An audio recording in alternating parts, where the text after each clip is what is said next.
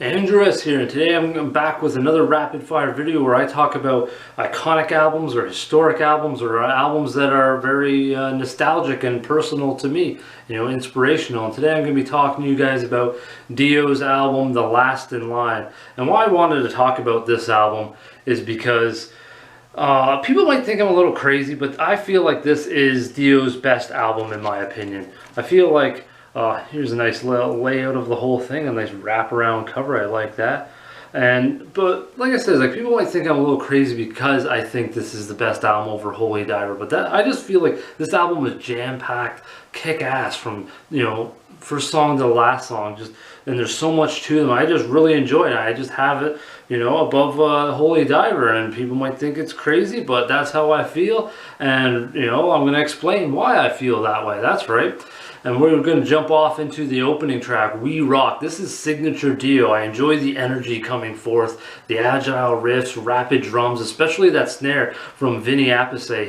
This just shreds. I love his snare work, and his drum work overall is absolutely killer, and it's very important, you know, drummer to Dio, especially in these first few albums. I really like what he brings, and Dio bestows his classic vigor and range, which is only a glimpse until we reach the title track, which is the next one, The Last in Line. Now this song really, the intro, I felt like really showcases Ronnie James Dio's, you know, his power, his ability to what he does.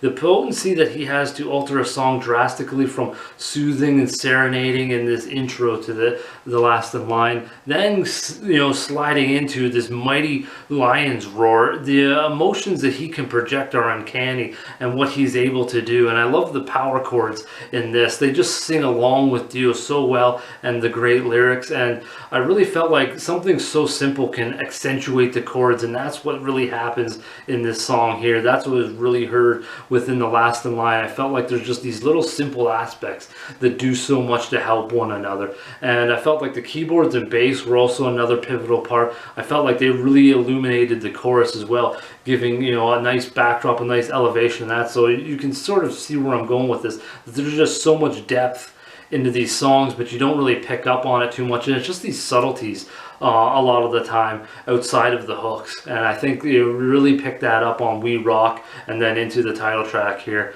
and it's sort of the simple subtleties of the next song I want to talk about, I Speed at Night. Now I felt like I Speed at Night is just packed with, you know, energy. I love the fiery drums and how the snare is. I mentioned that earlier already, how the snare is just so sharp and so lively, and what that drives. And Dio's lyrics are impeccable. They're so bloody hooky. And I feel like the speed itself, and that's the subtlety I was thinking of, is the speed itself to this song is a hook in itself. And that's not usually the case, but I feel like that is actually, you know, something that happens in this song. It's not just Dio's lyrics, it's not just the cool drum work and the riffs and the chords and stuff like that, but I feel like the speed itself is its own entity, and that is part of its hook. And I find like that energy is actually mesmerizing in I Speed at Night. Then we're moving on to One Night in the City. This is one where we sort of dive in and go in a little bit of another direction. This contains a really epic story that is really well delivered by Ronnie James Dio, with the lyrics that brought so much to life. So many things visually came to life for me going along with the song and listening to the lyrics. I could see the story unfolding as it sort of just opened up to me. It was really cool, and I really think the wonderful guitar melodies are huge, and I really felt the bass enhance the guitar work as well. Again, the subtleties of and the little nuances that help things just elevate one another, instrumentally, vocally, whatever it is. Just so many little awesome details helping each other out in One Night in the City.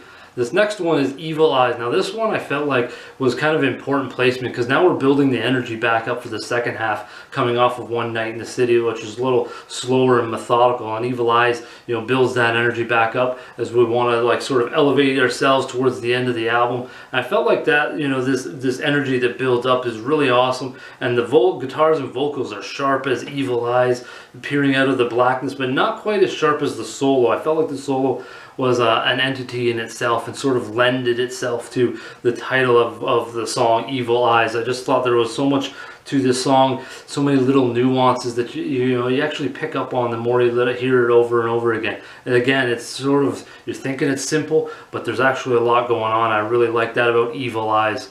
Then I want to go down to Mystery. This one I felt like might be, actually I'm thinking it's the brightest, the most vibrant song on the album. It has some awesome riffs, great vocal melodies, vibrant keyboards that sometimes synced with the lead guitar, creating this huge catchy hook behind Dio's vocals, especially in the chorus, which really elevates each other and creates just a massive hypnotic, sort of addictive chorus that always seems to get stuck in my head. Sometimes I can't go to sleep. I had when I was listening to this album and doing the details, the chorus for Mystery really got stuck in my head and I couldn't sleep.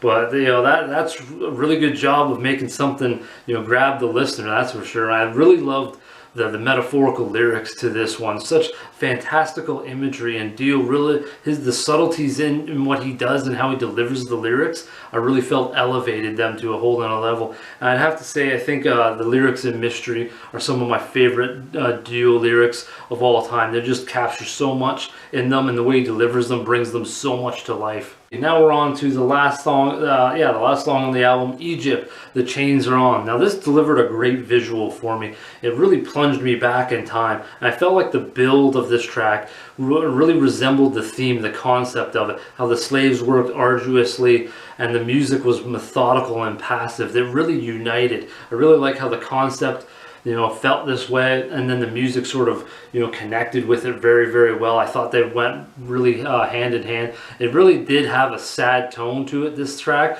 but there was some hints of optimism I would feel sort of scattered in the atmosphere of this. I really liked the riff work, and really liked how Dio delivered the lyrics, and did something a little different vocally on this track compared to not all the songs on the album, but he really sort of switched things up a little bit on this one, even sort of separating itself from the other sort of atmospheric, methodical track, One Night in the City. He sort of switched it up a little bit as well in here. That's what I kind of like about Dio, is he's able to sort of, complement the songs and go in different directions vocally and emotionally, from every different song. So he sort of separates himself and doesn't sort of carry the same tune or sing in the same key in every single song. So, but these are my reasons. These are why I like The Last in Line as Dio's best album in my opinion, and probably one of the best metal albums in history in my opinion. My humble opinion. I definitely think this is one of those solid, iconic albums that really provides a lot, kind of like Queensryche, Operation Mindcrime, or maybe Judas Priest, Screaming for Vengeance. It's just one of those albums that has so much to it and has so many little nuances and subtleties. I can see a lot of bands getting a lot of inspiration, not only from Dio, but this album and all of his work, especially Holy Diver. I don't know how many times I've heard that song covered, but I hope you guys check out Dio if you haven't. Obviously he's pretty popular, he's got a lot of stuff, but if you haven't, I'll have all the links to the songs I've talked about in the description below, along with my other YouTube channels and all that kind of stuff down there if you want to check it out. And until next time folks, how about some heavy Dio?